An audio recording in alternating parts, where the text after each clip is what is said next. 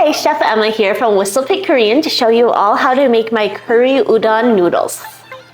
So, first off, we have about a pound of pork here. So I have a mixture of pork belly and pork sirloin. I like a fair amount of fat in there. It's gonna make it more flavorful and tender. We're gonna just give it a very quick marinade. So I'm adding in about 2 tablespoons of soy sauce, 2 tablespoons of mirin or any cooking wine. You could use a sake as well. A tablespoon of sugar and a little bit of fresh ground pepper in there. Then we're just gonna let that do a very quick marinade before we brown it up for our curry. So you can make this vegetarian by omitting the pork. You can add in extra firm tofu instead, or shrimp if you like seafood. So there's a few different options on what you can use for your protein side. Next, we are going to cut up some vegetables here. So we have some carrots,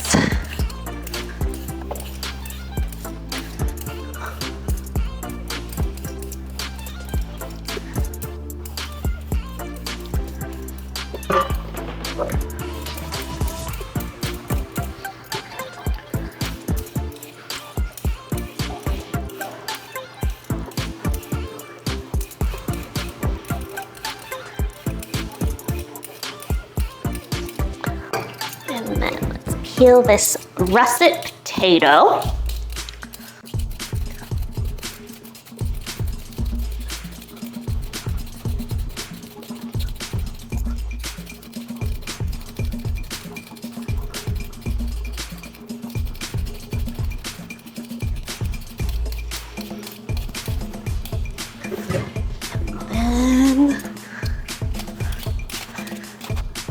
And I have a Japanese sweet potato. I really like mixing both a regular russet potato and a sweet potato into the curry. Adds a nice little subtle sweetness.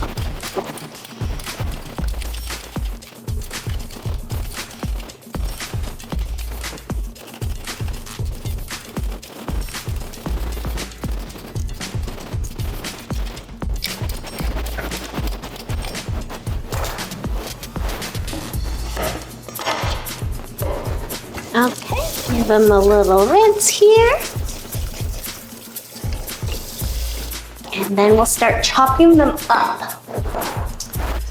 Okay, so we're gonna wanna chop these into little cubes, all about the same size.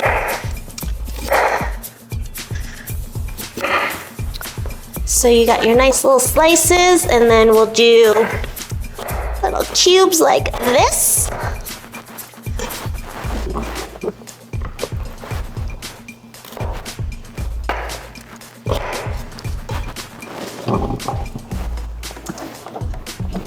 Same with the potato.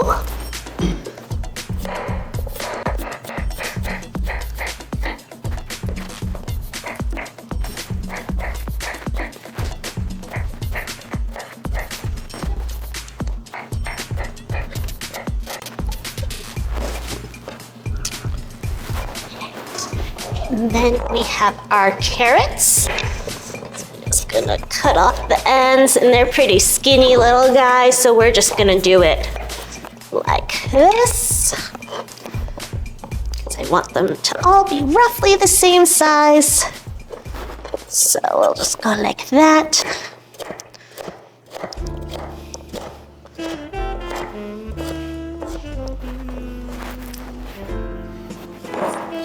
Okay. Then also feel free to experiment or just use up whatever vegetables you have in your fridge or freezer. I like to add, well, be adding in some frozen peas because one of those things that I just kind of always have around.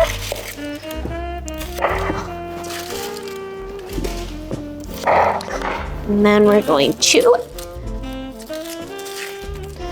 dice this onion up.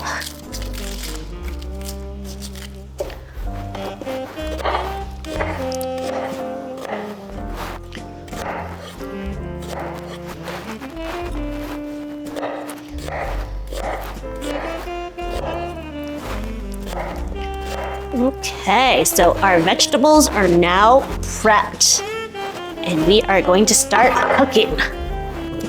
Okay, so now we're gonna start sauteing our meat and vegetables together. So I have the kind of a wider pan for the sauce. We're gonna add in some canola oil to that pan. Let it all heat up. Okay, and we will add in our meat here.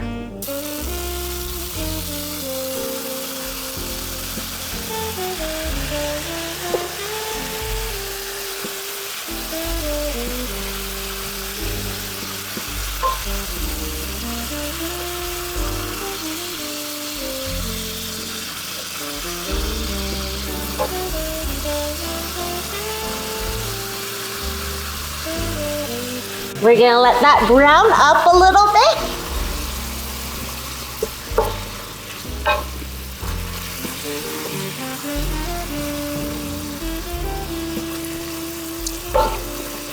So you can definitely use tofu, shrimp, lamb, beef, chicken, really any type of protein that you like in this.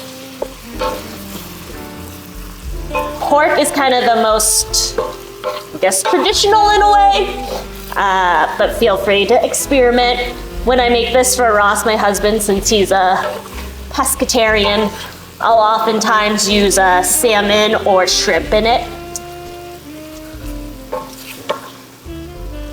Or you just make it vegetarian and then you can add the meat on the side to it. That makes it a little bit easier if you're cooking for one meat eater and one non-meat eater. But it definitely helps the flavor of the sauce to have some of that fatty protein in there.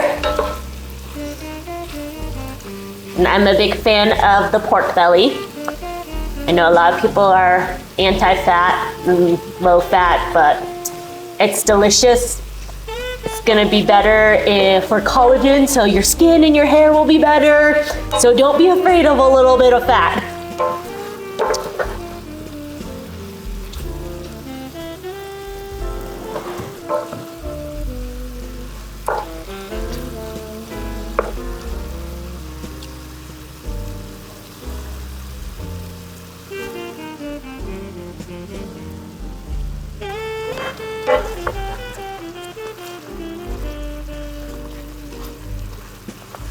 Okay, the pork is cooking, so very easy. Just start adding in all of your vegetables here. So that's our russet potato and our Japanese purple sweet potato.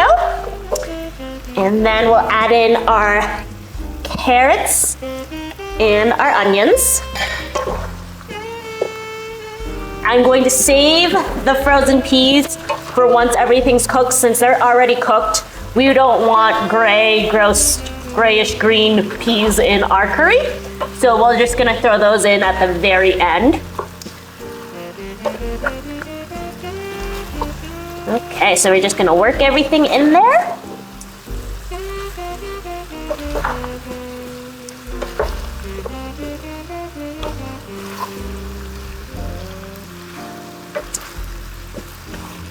So this is kind of a Korean and Japanese fusion dish. This yellow curry is really popular in Japan. And then of course when Japan was occupying Korea, brought a lot of their favorite foods over. So now it's become a Korean staple as well.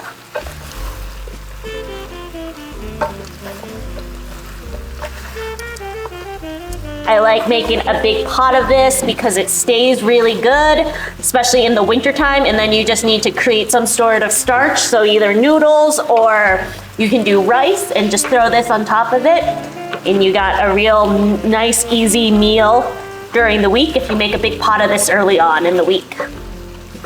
So this is my weekly dinner this week. Okay, so now that's starting. Mix that all in. We're gonna add about 2.5 cups of water here. And then we have our little yellow curry bricks. that you can get at any major grocery store nowadays. And they range from mild, medium to hot. So depending on how spicy you like your food, go from there, or get a couple different and mix them together to create your own spice levels that you like. So we're just gonna move those in there, and they're gonna melt into this broth there. And then we're just gonna put a cover over it and let that simmer.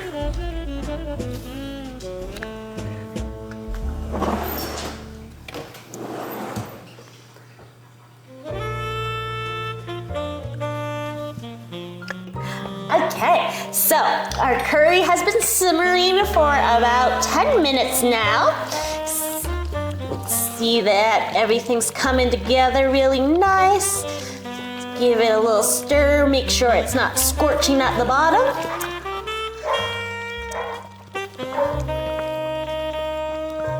Okay, and we will test these potatoes, see how well they're coming along here. Need a little bit longer, especially those sweet potatoes take a little bit longer to cook. So give it a nice stir, just let it keep on simmering until all the vegetables are nice and tender. You don't want them mushy, but you want them nice and tender. So just let that simmer and just give it a stir every 5 minutes or so and make sure it's not burning at the bottom. And my potatoes are just about done there. So this is one of my favorite comfort foods. In Korea, there was a little, it's like a Doshirak, so a Korean style bento box place. And they would just have all sorts of different little meals that were easy to take to work with you. So one of my favorite was their yellow curry, and sometimes I would get it with a donkas, which is it's like a fried pork cutlet on top, and then the curry sauce and rice. Super delicious. That is also, so donkas is very interesting, the fried pork cutlet, because that came over with Japan when they occupied Korea. And that dish is actually based off of a schnitzel, which is the German fried pork cutlet. So then when Germany was over in Japan, kind of imperialism, as you know, they brought that over, and then the Japanese really liked it. And then when the Japanese went over and was imperializing Korea, they brought that food over, and now it's just a comfort food for everyone involved. So lots of imperialism going on, but you know what? At least we all have delicious food now. Sometimes that's what you need to do is, it happened, imperialism, not a good thing, but pros, I guess we got some good food out of it. Okay, so now that this is all just about done, we're going to add in our green peas here.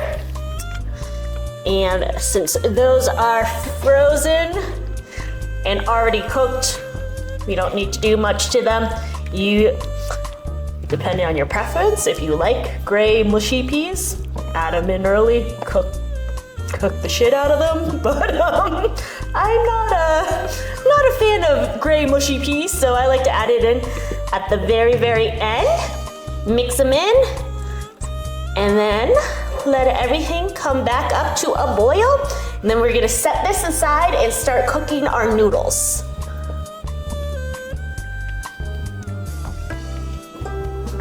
Okay, so now that our curry sauce is done, we are bringing some water to a boil.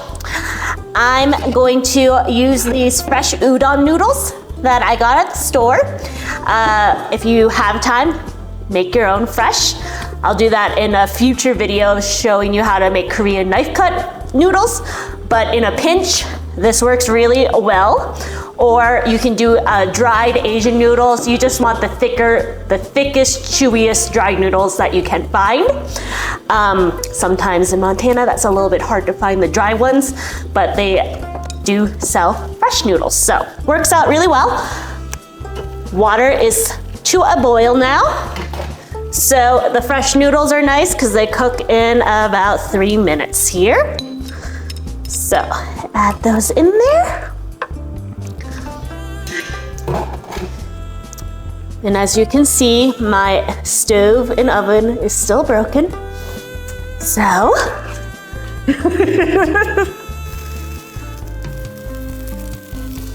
it's reminding me of what it was like when I was cooking in my apartment in Korea, because all I had was 2 gas burners.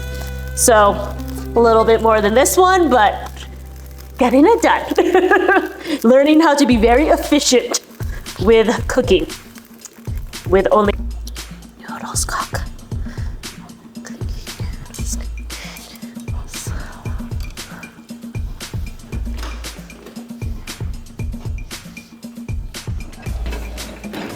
Okay, so our noodles are done cooking. We are going to drain them.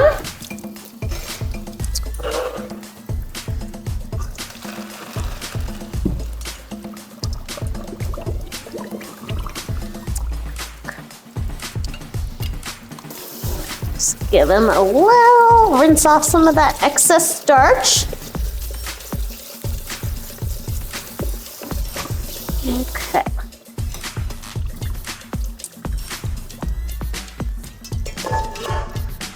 Okay, and then we're going to set this aside here while we put everything together.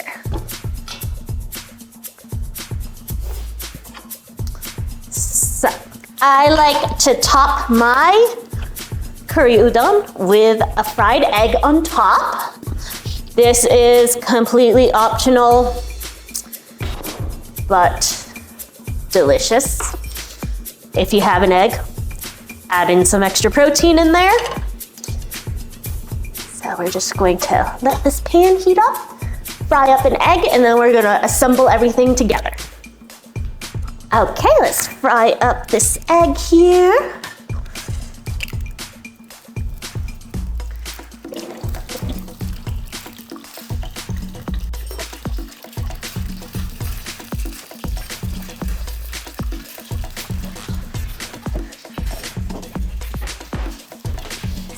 I'm just gonna put a little lid on top of that, and then it will steam a bit for a beautiful sunny side up egg. Let that cook.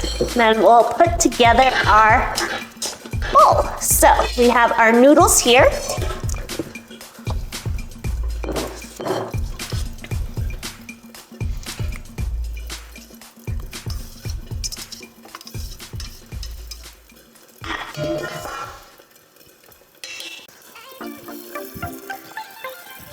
Okay, and that one is broken up. So we're just gonna turn that off. We have our curry here.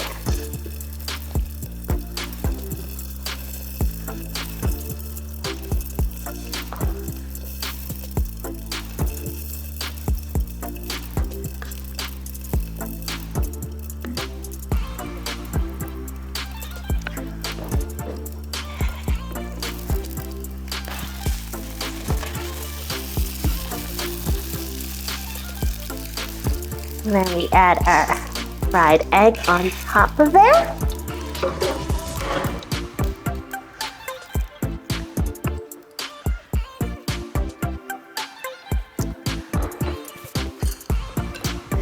And there is your curry udon.